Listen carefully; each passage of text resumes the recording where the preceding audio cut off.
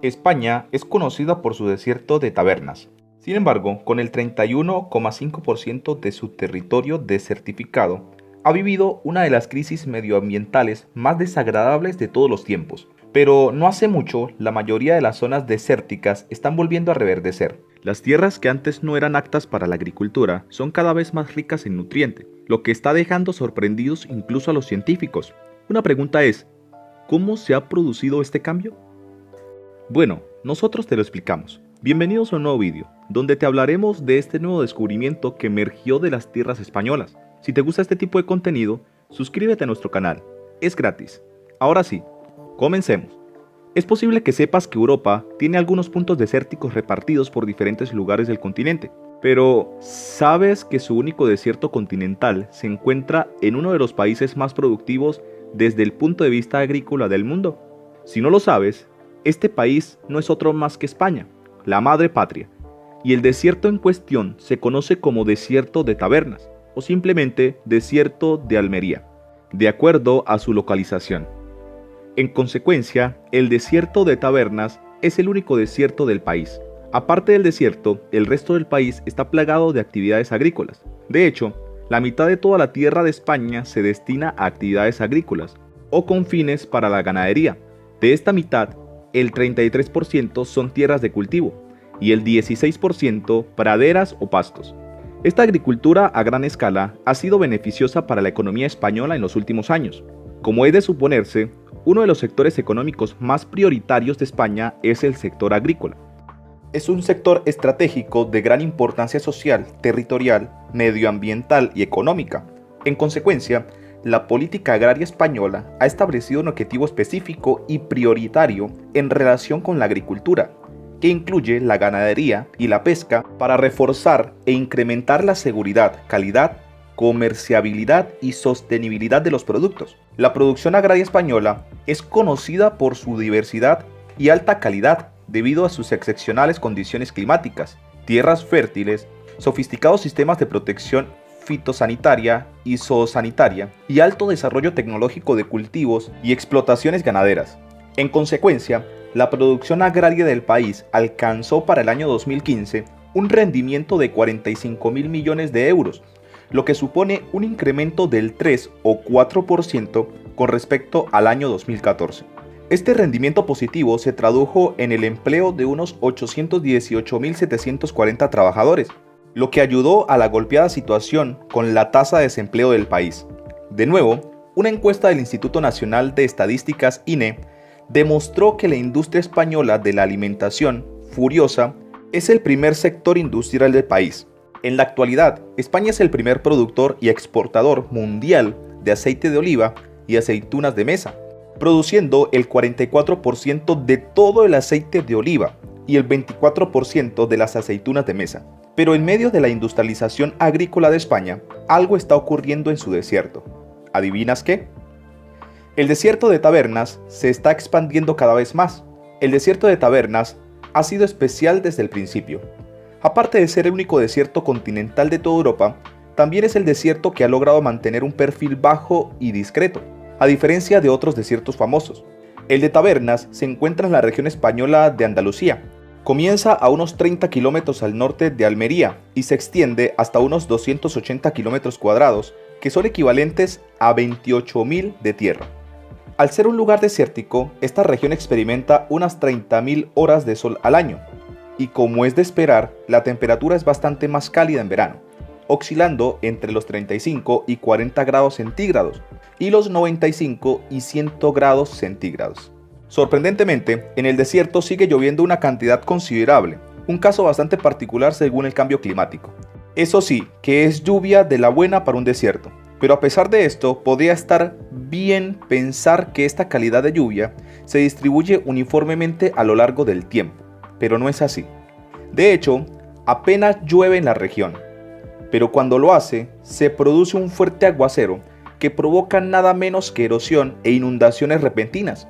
Con el tiempo, esta frecuencia ha dejado en la región marcas y areniscas diseñadas por la naturaleza. Esto a su vez ha hecho que la región adquiera un estilo paisajístico llamado Badlands, que también son conocidos como malas tierras o tierras yermas.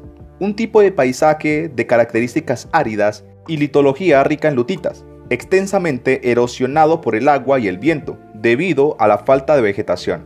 Los backlands además son bellos escenarios de la naturaleza, aunque consisten en terrenos áridos desintegrados rutinariamente por la lluvia y el viento durante mucho tiempo. Hasta ahora, los backlands de España han sido de gran ayuda para los cineastas, que suelen utilizarlos como telón de fondo para sus películas y producciones cinematográficas. Así, se han rodado aproximadamente unas 500 películas en este majestuoso lugar.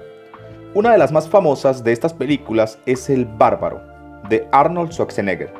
Ahora bien, puede que te parezca bien que una parte del país sea un buen desierto para películas y los turistas, pero ¿qué pasa cuando este desierto se extiende a otras partes fértiles del país? Mientras lo piensas, ya está ocurriendo. España se está desertificando. ¿Te da miedo? ¿Y sabes que en Europa España es el primer país más vulnerable a la desertificación? No lo dijimos nosotros, lo han dicho los profesionales y científicos de todo el mundo, quienes no han parado de estudiar este caso y vaticinar una fecha tope en la que el país se pueda convertir en un gran desierto europeo. Según el Programa de Acción Nacional de Naciones Unidas NAP, creado para luchar contra la desertificación, el 74% del país está en riesgo de desertificación. En comparación, el 18% del país tiene posibilidades de convertirse en desierto permanente. Murcia, Valencia y las Islas Canarias se dice que son los más amenazados en la desertificación de alrededor del 90% de sus regiones actuales, lo que puede llegar a afectar fuertemente a la población de estos lugares en los próximos años. Pero, ¿por qué ocurre esto? La desertificación de la zona no carece de causa. De hecho, un estudio del fenómeno demuestra que la situación tiene mucho que ver con actividades humanas, con la sobreexplotación agrícola y el riego excesivo. Estas actividades han provocado el deterioro del suelo, dejando los acuíferos agotados. En consecuencia, todo está ocurriendo a la vez y la sequedad de la tierra está cada vez más cerca. Como se ha mencionado, España es un espacio agrícola donde la agricultura sostiene la economía actual de la nación, pero a pesar de esta delicada situación, el suelo se está agotando. Como consecuencia, 3/4 partes del paisaje son ya áridas y semiáridas. Las cosas no han vuelto a ser iguales desde la expropiación de tierras a la Iglesia Católica en los siglos XIX y XVIII. Desde entonces, los nuevos propietarios han adoptado la práctica de técnicas agrícolas y mineras destructivas, muy perjudiciales para el estado del suelo y los recursos hídricos del terreno. Sin duda, el estado económico del país era robusto gracias a sus productos agrícolas. Sin embargo, el ecosistema se resintió y tanto la agricultura como la ganadería comienzan a verse afectadas. En consecuencia, los ecologistas del país no encontraron favorable la situación imperante, ya que estaba haciendo mella en las capas freáticas del país. Debido a la agricultura industrial a gran escala, se está consumiendo mucha agua. Y de hecho, el uso de agua para los procesos agrícolas era unas 7 veces la cantidad de agua consumida en todos los hogares de España. Así, las tierras ya no dan lo mejor de sí, pues lo que antes eran tierras muy fértiles, ahora eran incapaces de producir cultivos suficientes para mantener a humanos y animales. En los últimos meses, las estadísticas han demostrado que otro 1% del paisaje del país se está deteriorando debido a los métodos poco razonables de agricultura que exploran los agricultores de la zona. Las zonas de Lozana y de Umbría condicionan también la distribución. Pueden distinguirse dos hábitats principales, montes y ramblas. La abundancia de abejas y otros insectos que liban sus néctares conforman la dieta principal de las aves de la zona, como el abejarruco, que construyen sus nidos en profundas cavidades horadadas en los taludes de las ramblas, para así protegerlos de depredadores como las culebras herradura. El búho real caza conejos y pequeños roedores. También hay zorros que cazan al atardecer y por la noche. En los taludes que rodean las ramblas nidifican gran cantidad de aves como la paloma zurita, la carraca, el cernícalo vulgar, el mochuelo común, la garajilla, el avión roquero, el vencejo real, la cobaya rubia, el gorrión chillón o el camachuelo trompero, que normalmente habita en los oasis saharitarios. Los bosquecillos en las ramblas del desierto, el efecto del borde se muestra en todo esplendor. anfibios como ranas común o zapa corredor, reptiles como lagartijas, colirroja, lagarto ocelado, culebra de escalera y conejo. Son abundantes, encontrando en ella un hábitat adecuado. También vive en el desierto una de las últimas poblaciones importantes de la tortuga mora. ¿Y qué pasa con la flora? El Eusomodedron bordeaux, arbustillo leñoso, perenne, es un endemismo del desierto de Tabernas, único representante de este género. Es una de las reliquias del Jurásico, de la tribu de las Basiceas, catalogada en peligro de extinción por la Junta de Andalucía. Algunas formas vegetales suelen desarrollar hojas duras y muy pequeñas para producir la evotranspiración. Algunas plantas efímeras carecen de los mecanismos suficientes para sobrellevar los largos periodos de sequía. Sin embargo, disponen de un metabolismo muy acelerado y de periodos vegetativos muy cortos. Así sus semillas germinan y crecen con suma rapidez, completando su desarrollo en breve tiempo, suficiente como para florecer y generar nuevas semillas a la espera de otro periodo húmedo, como el caso de las rampijuelas, metagallos y gamonita. Otras especies afrontan el rigor del medio mediante la seculencia o capacidad de almacenar agua en su interior, como la chumbera. Otro procedimiento consiste en desarrollar amplios sistemas radioculares para captar agua de carácter superficial, lo que produce distanciamiento entre las plantas o bien horizontales, aprovechando la existencia de aguas subterráneas y dotándose de órganos ajenos a la radiación solar, como bulbos, tubérculos o rizomas. La formación de espinas es uno de los sistemas defensivos que presenta gran número de matorrales y arbustos. También existen plantas parásitas que aprovechan los fluidos de las raíces de otros matorrales o arbustos, como el jopillo de lobo. Entre las especies más frecuentes destacan la escobilla, el esparto y diferentes aromáticas, como la artemisa o el tomillo, que contribuyen a fijar el suelo. En los bordes de las ramblas y aprovechando las corrientes subterráneas, se asientan diferentes especies como taray, la ratama, la adelfa, la higuera y diferentes matorrales como la clavelina, la siempreviva morada o la jarrilla blanca almeriense, endemismo provincial muy extendido en la zona litoral. Han aparecido nuevas plantas de gran interés científico, como la siempreviva rosa, en peligro de extinción por el valor ornamental de sus inflorescencias, y la escasa Moricandia foetida, que florece en las primaveras lluviosas sobre los talúes morgosos. Las numerosas ramblas que encajan sobre estos paisajes tuléricos y abrasadores constituyen el único elemento ecológicamente diferenciado del desierto. Al socaire de los microclimas existentes en ellas, ya a favor de las corrientes subalveas, se ordenan bosquecillos de tajares y adelfas, en donde encuentra cobijo la avifauna nidificante, como el verdecillo, curruca o la tórtola. En este espacio también existen auténticos oasis en torno a afloramientos de agua, casi siempre sálidos, y establecen densas formaciones de vegetación halófila. En los carrizos y tarajes disputan el substrato frente a las plantas barrilleras, salsoláceas y chenopodiceas, denominando uno u otros en función de los gradientes de humedad y salinidad del suelo. ¿Se convertirá España en un desierto de verdad? ¿Pero es la respuesta de España a la desertificación de sus tierras? Bueno, no deberíamos pensar que España va a sentarse y relajarse mientras se destruye la tierra. El país está haciendo un gran esfuerzo para revertir este fenómeno de desertificación. ¿Cómo lo están haciendo? Te estarás preguntando y te gustará saber que los culpables de la degradación de las tierras son también los superhéroes de la historia.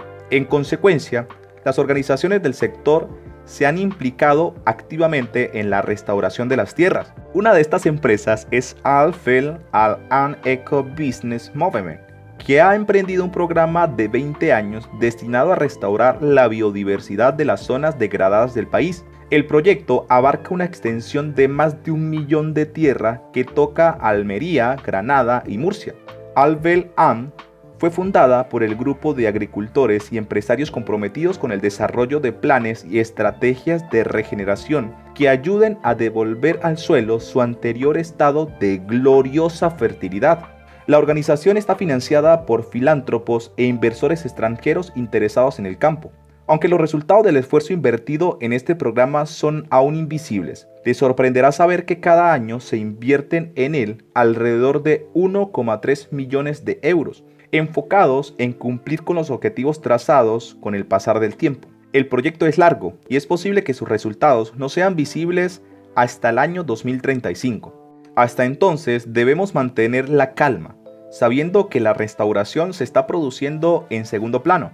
Una vez más, se ha predicho que los esfuerzos de Alb el-Al no solo restaurarán la tierra, sino que también podrían cambiar el clima de la zona. Esto se debe a que habrá más agua en el suelo y más evotranspiración de los árboles, lo que permitirá que el suelo esté más rico en nutrientes y minerales, y no tan seco.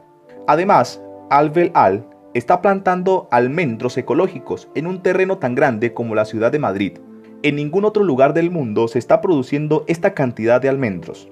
El terreno es tan grande que se puede comparar con países como Lesoto o Guinea Ecuatorial. El trabajo no lo están haciendo unas pocas personas. La asociación Alb el-Al está formada por unos 250 empresarios e investigadores, además de otras personas preocupadas por la ecología que están solucionando un problema que afecta a todos. En consecuencia, la asociación genera fondos de organizaciones como TUI Group o Leopoldo Bischmann. Para sorpresa de todos, el proyecto de regeneración de Alb el-Al cubre en la actualidad más de 8.000 hasta 40 hectáreas de labranza con cultivos basados en árboles. A pesar de esto, esta organización aún plantea duplicar el tamaño de su área de actividades en plazo de 2 años. Pero no es la única organización encargada de detener la desertificación del suelo de España. Otra asociación que está restaurando activamente las tierras españolas es Common Land, una ONG de los Países Bajos que ha registrado un enorme éxito en la reversión de la desertificación de África y Australia. Debido a las numerosas solicitudes de propietarios preocupados, decidieron invertir, empezando por la meseta de Almería. Esta elección se ha justificado razonablemente porque Almería ha estado experimentando recientemente un grado devastador de erosión y despoblación, dando paso a planes de tierra comunes para trabajar con otros. En su lugar, facultarán a los propietarios de fincas locales para que participen en el esquema para revertir la desertificación de la tierra. Para este propósito, todos deben estar en cubierta nuevamente. La organización planea reduplicar la estrategia del muro verde empleada en el desierto del Sahara de África, mediante la cual fue plantado extendiéndose a través de la contienda de África junto con la combinación de proyectos rurales para frenar la expansión del desierto.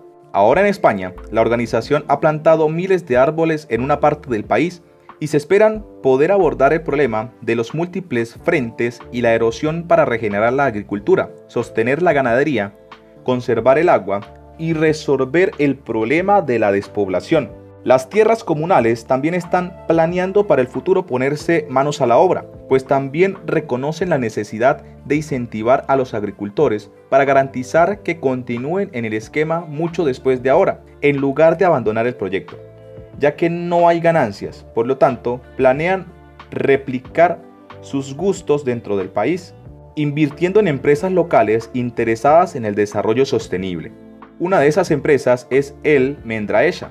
De nuevo, los agricultores individuales se están uniendo a la lucha para restaurar el suelo español. Están haciendo todo lo posible, incluso cambiando su patrón de cultivo para plantar leguminosidad y especies para restaurar el nitrógeno al suelo. El petróleo fue algo que hicieron para ayudar a reforzar la economía del país, pero todo trae su consecuencia. Por lo tanto, no solo buscan la sustentabilidad, sino también la regeneración del suelo nuevamente. El arado se ha vuelto mínimo en esencia. Actualmente, existe una amplia cooperación entre todos en la industria agrícola en España para combatir conjuntamente el problema de la desertificación. Sorprendentemente, esto es una inspiración para otros países que intentan abordar el problema de la desertificación. ¿Por qué el desierto de Tabernas no es un desierto? No encaja en ninguna de las dos grandes clases de desiertos, los de origen climático y los que son consecuencia de la intervención humana. Aunque para determinar los primeros hay una familia de criterios amplia y poco precisa, podemos afirmar con seguridad que Tabernas está lejos de los umbrales que se manejan. Así, considerando la precipitación, en los verdaderos desiertos pueden pasar años sin que llueva. Uno de los casos más extremos que se conocen se registró en Cochones, en el desierto de Atacama. 49 años seguidos sin caer una gota. Como consecuencia de lo anterior, la cubierta vegetal es muy escasa. Basta recordar la pinta que tienen los extensos arenales del Sahara o del desierto de Arabia. La segunda clase de desiertos tiene que ver con la denominada desertificación, debido a la confluencia de diversos factores que producen transformaciones del territorio de tal magnitud que el ecosistema pierde su capacidad de regeneración. La salinización de los campos de cultivo en la época de los sumerios, los graves episodios de erosión eólica acaecido en el Medio Oriente americano en la primera mitad del siglo pasado, o la desecación del mar de Aral son buenos exponentes de este tipo de desiertos. El singular aspecto del paraje de Tabernas responde a otros motivos. Hace unos miles de años, una serie de movimientos tectónicos provocaron su elevación respecto al nivel del mar. Al reorganizarse la red hidrográfica en una época mucho más lluviosa, se produjo una fuerte erosión remontante. Las margas y yesos, recubiertos por una corteza mucho más dura, formada por calizas, posibilitaron la formación de las cárcavas. De no existir tal capa, las laderas se hubiesen erosionado hasta alcanzar su perfil de equilibrio. Tabernas es una geoforma, un paradigma de Backland, esto es, de malas tierras. Esta escabrosa topografía siempre dificultó su exploración. Hoy, el territorio está prácticamente en desuso y la cubierta vegetal del esparto se encuentra en una buena condición. Ahora hablemos de los tipos de suelo de España para poder entender la problemática. Estructura del suelo. Ducochev divide los suelos en zonales y azonales. Va a definir los zonales como aquellos cuyos rasgos dependen del clima y de la vegetación clímax extendida como aquella vegetación que se encuentra en equilibrio con el medio natural, y los azonales, los que cuyos rasgos dependen del sustrato litológico, serán suelos que no se encuentren muy evolucionados. Todos los suelos poseen capas. La capa A es la más superficial, la B intermedia y la C roca madre. Según las características tendrán subíndices. AO, aquellas capas que acumulen solo materia orgánica. A1, cuando acumule materia orgánico e inorgánica. A2, muy lavada. El horizonte B es la que le sigue en profundidad. En este horizonte destacan dos subtipos de horizonte. El B es un horizonte de acumulación que se va a formar en función de lo que se ha lavado el horizonte A, y el otro B se denomina horizonte de alteración, que viene formado por el intercambio de iones, y el C es la roca madre más o menos alterada. Suelos de tipo oceánico. Son suelos evolucionados ya que tienen un gran aporte de materia orgánica. Son frecuentemente ácidos y hay zonas en las que se encuentran muy lavados. El primer tipo es la tierra parda. Se distribuye en toda la zona España húmeda y se va a corresponder con la presencia de suelos salicios. Va a ser muy común en la zona de Galicia, la parte occidental de Asturias y también en las montañas silíceas de la España mediterránea. Cuando la orografía no posee pendientes, estas tierras son muy óptimas para cultivos. Cuando sí las hay, da lugar a superficies de pastos. El perfil de estos suelos es el A, B, C. Otro suelo es el Ranker. Son los segundos de mayor extensión de este dominio.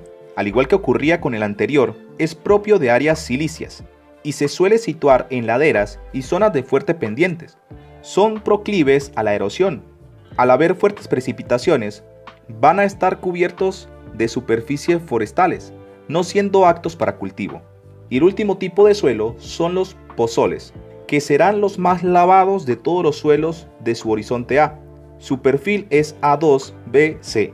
Se va a localizar en sitios variados, zonas de montaña, costas, siendo más proclive en los bosques de coníferas.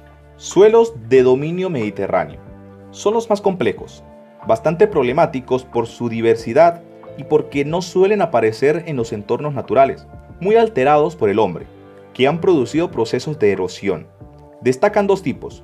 Los suelos rojos mediterráneos aparecen en zonas calizas y salicias, Una de sus características es que su horizonte B va a presentar un horizonte de acumulación de arcillas, denominado argiluviación, dando lugar a este tono rojizo. Su perfil es A-B-C. Son excelentes para el cultivo. El segundo tipo de suelo es la tierra parada meridional. Es muy frecuente en amplias extensiones pizarrosas dentro de la España salicia. Dentro de ellas se sitúan en la dehesa y en muchos casos sostienen encinas, pastizales y cereales. El perfil será A, B, C. Suelos de zonas áridas. Ausencia de agua. Al ser tan mínimas, los procesos químicos van a ser casi nulos. El más importante es el suelo gris desértico. No se aprovechan para el cultivo, pero si se riegan son bastante fértiles. Su perfil es AC. Suelos azonales. Vertisoles. Existe polémica para clasificar a este tipo de suelo. Varios edafólogos lo clasifican como suelo zonal por su humedad, pero otros basándose en el criterio de que no reúnen el porcentaje necesario de transformación de arcillas debido a la presencia de esta humedad. Estos suelos predominan en toda la España arcillosa. La característica más importante es la presencia de arcillas expansivas. Cuanto mayor es la humedad, más se expanden. Al hincharse se producen grietas que son vueltas a rellenar de nuevo por otros materiales. Estos suelos condicionan un tipo de suelo muy fértil. Rexiniformes. Son suelos muy jóvenes, que se localizan en zonas calizas. La característica más importante es que son suelos de alto contenido de humus, pH elevado y presentan tonalidades oscuras. Se suelen localizar en zonas de terrazas fluviales y en las llanuras por donde discurren los ríos. Se da en las huertas valencianas y son fértiles. Sirven para olivo, vid, naranjo, limonero. Suelos pardos calizos. Presentan una cierta evolución en su formación superior a los anteriores y van a presentar dos variedades. Primer tipo, pobre en humus. Esta variedad va a ocupar llanuras y colinas de espacios situados en la cuenca de Duero, La Mancha, Levante y son de cultivo leñoso, vid y olivo. Hemos llegado al final del vídeo de hoy. Gracias por mirar hasta el final, pero ¿qué piensas de la desertificación del suelo español y los intentos de restauración? Cuéntanos tu opinión en la cajita de comentarios. Si el vídeo te ha gustado, dale like, suscríbete y no te olvides darle a la campanita para que no te pierdas próximos vídeos como este. Hasta la próxima.